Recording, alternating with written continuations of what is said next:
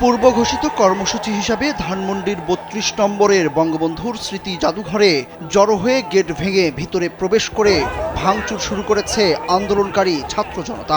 বুধবার সন্ধ্যা ৭:৩০টার দিকে দলে দলে মিছিল নিয়ে জড়ো হন ধানমন্ডি ৩২ নম্বরে। এরপর বিভিন্ন স্লোগান দিতে থাকেন তারা। পরে রাত ৮টা নাগাদ বঙ্গবন্ধু স্মৃতি জাদুঘরের গেট ভেঙে ভেতরে প্রবেশ করে ভাঙচুর শুরু করেছেন আন্দোলনকারীরা।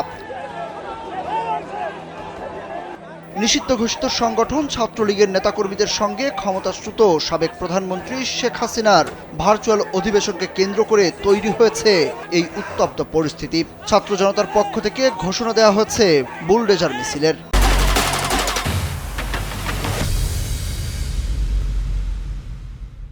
ঘোষণা অনুযায়ী রাত ৮টায় কর্মসূচি থাকলেও সন্ধ্যার পর থেকে সেখানে জড়ো হতে থাকে ছাত্র জনতা। সেখানে জড়ো হয়ে তারা বিভিন্ন স্লোগান দিতে থাকেন। এক পর্যায়ে রাত ৮টার কিছু আগে ৩২ নম্বরের ওই বাড়িতে ঢুকে পড়ে ছাত্র জনতা। এরপর চালানো হয় ভাঙচুর।